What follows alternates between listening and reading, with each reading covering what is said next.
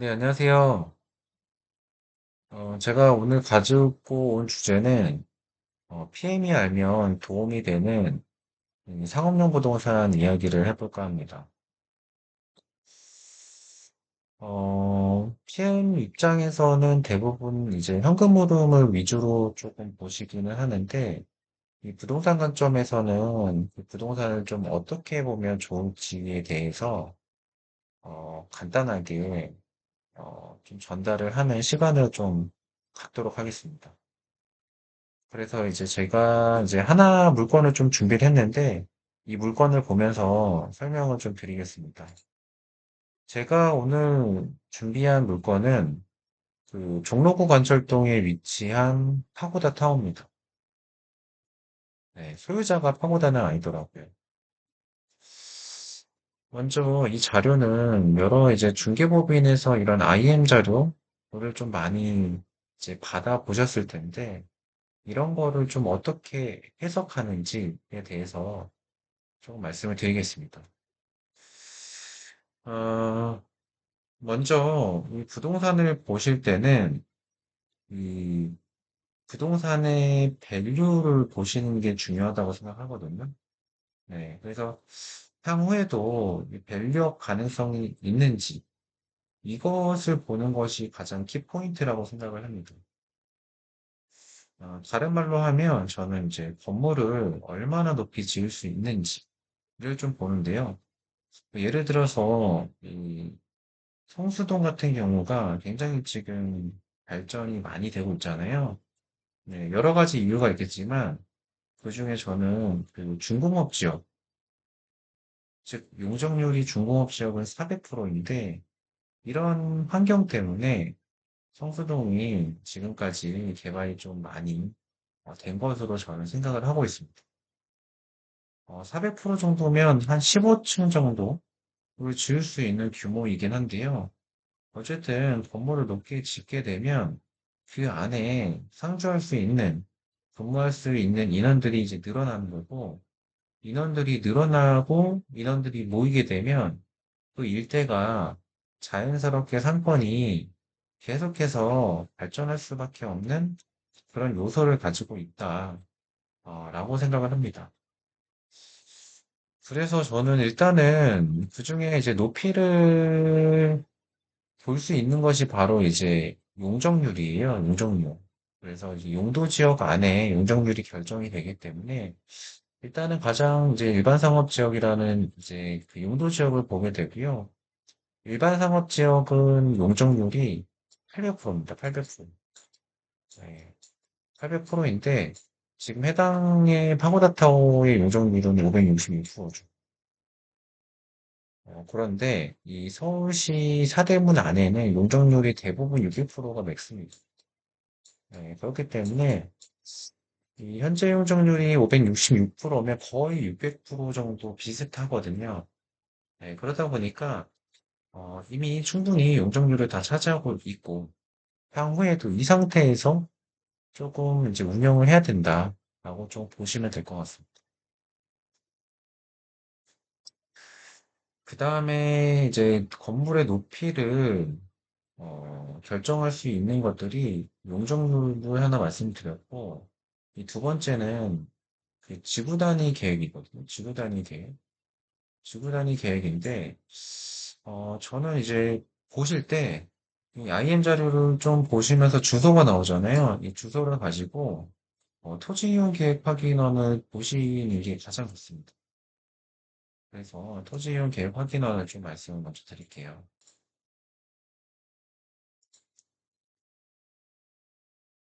이제 서울 일사평내라는 곳인데 종로구 관철동 5-13으로 들어가게 되면 이 토지 이용 계획 확인원을 일단 토지 이용 계획 확인원이 가장 중요합니다. 여기 보시면 아까 제가 그 높이랑 상관이 있는 것이 용적률, 즉 국계법에 의해서 일반 상업 지역의 800%인데 서울 도심이다 보니까 이게 지금 600%까지라고 제가 말씀드렸었죠. 600%도 사실 굉장히 높은 거예요.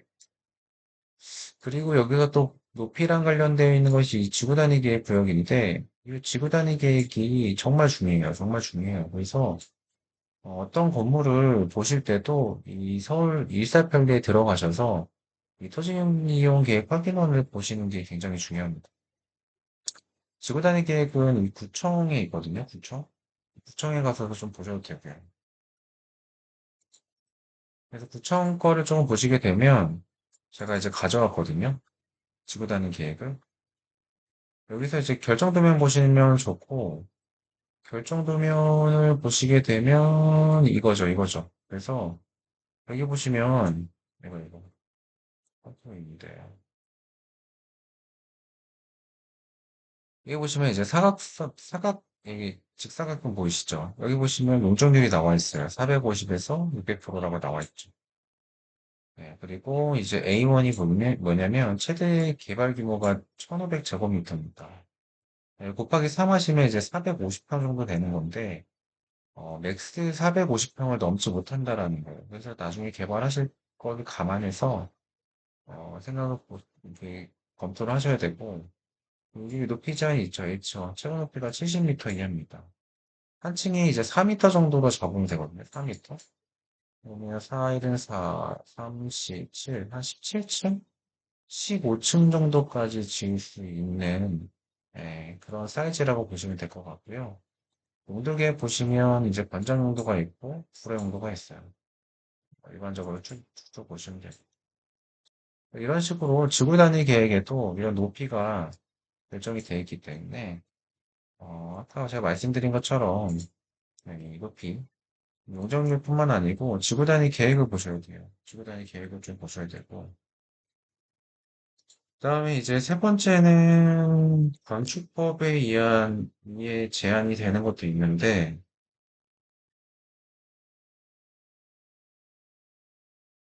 네, 다음 해보겠습니다. 세 번째, 그러니까 높이를 볼 때, 지금 용적률이랑, 그다음에 지구 단위 계획 봤죠.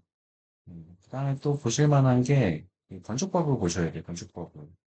그래서 건축법에 의하면, 음, 도로가 6m 미만이게 되면 연면적이 2000제곱미터밖에 올라갈 수가 없습니다. 지하층 제외하고. 지하층 포함해서 2000제곱미터예요. 그러다 보니까 이 상업지역이라 하더라도 이 도로폭이 6m가 안 되면 연면적이 2000제곱미터면 600평밖에 안 되는 거거든요. 그래서 이런 거를 보실 때도 무작정 이제 상업지역이라고 굉장히 뭐 용적률을 다 800%까지 올릴 수는 없다. 600%까지 올릴 수는 없다. 이 도로 면적도 굉장히 중요하다라고 보시면 될 것 같습니다. 예를 하나 좀 보여드리면,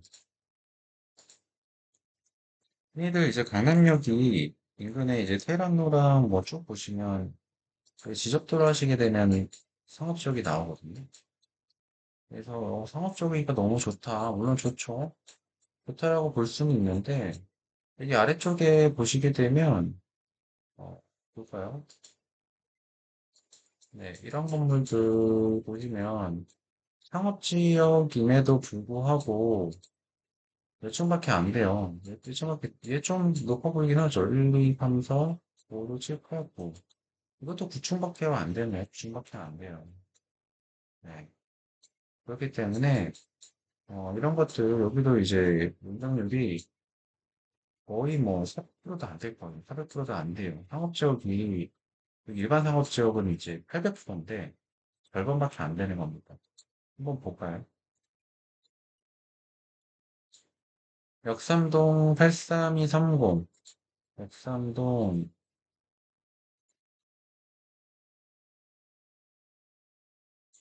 83230.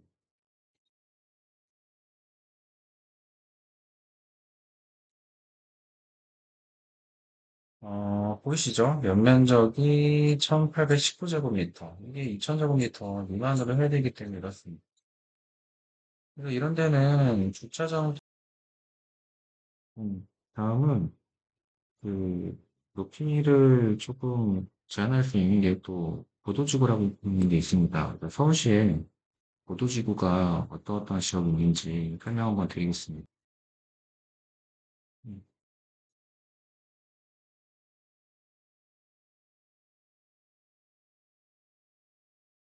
네, 보시게 되면 서울시에서 고도지구로 지정한 곳이 보시게 되면 주요 산, 뭐 북한산, 대봉산, 남산 이렇게 있고요. 그리고 필사단이나 경복궁이 있습니다. 기존에 오리동이랑 그 법원단지 주변이 있었는데 여기는 이제 해제가 됐습니다.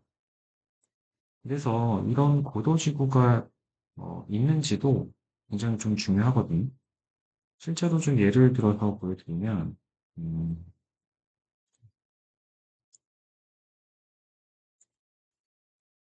라인원 한남 아시죠? 라인원 한남 자체가 굉장히 최고급 주거단지인데 뭐 층수가 5층밖에 되지가 않습니다. 그러니까 이런 것들이 남산의 고도지구 영향을 받았기 때문에 그렇습니다. 제가 예전에 그 여기에 보시면 그 남산 대림 아파트라는 데가 있어요. 이태원 쪽에.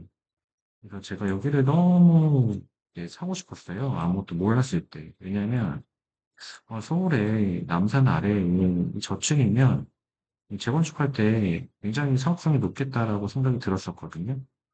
하지만 여기는 남산의 고도지구 제한을 받기 때문에 네, 이게 이제 맥스로 올린 층수가 이제 5층입니다. 뭐 마찬가지로 이것도 토지형 계획 확인을 보시면 이태원동 7이거죠. 용산도 이태원동 7이고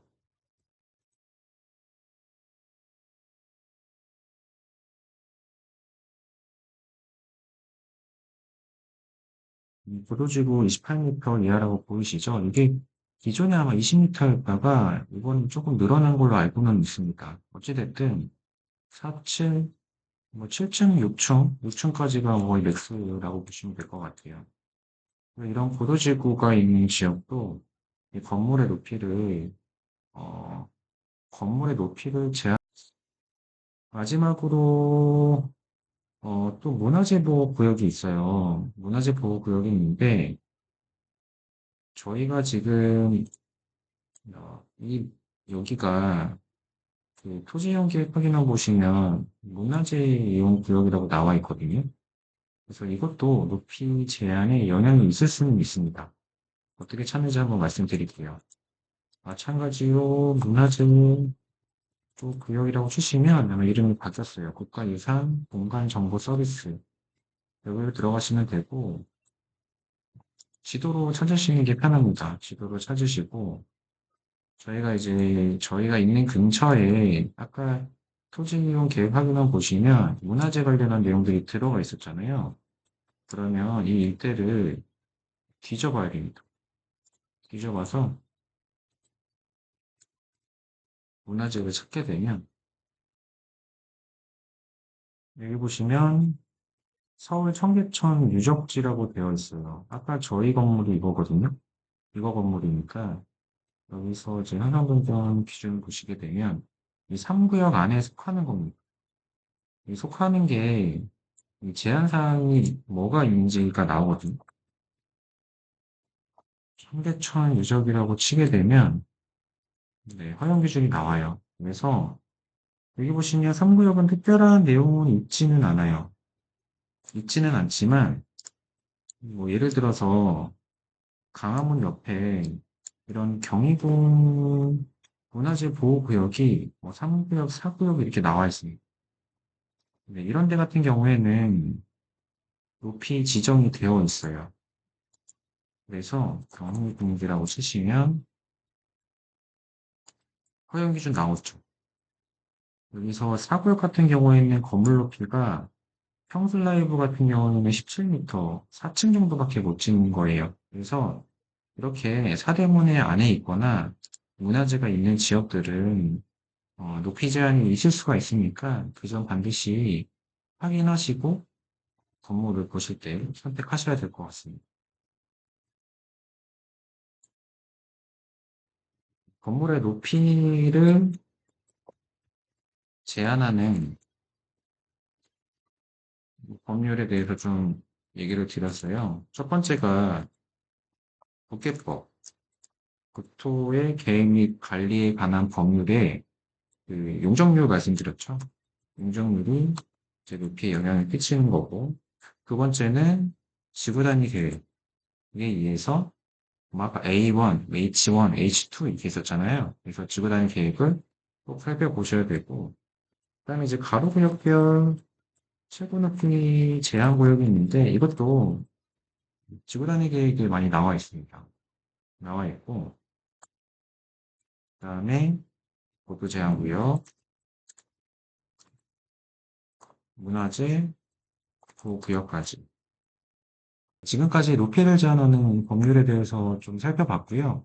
다음 시간에 또 이어서 여러 가지 IM을 보면서 어떤 것을 좀 중점적으로 봐야 하는지에 대해서 설명을 드리는 시간을 갖도록 하겠습니다. 감사합니다.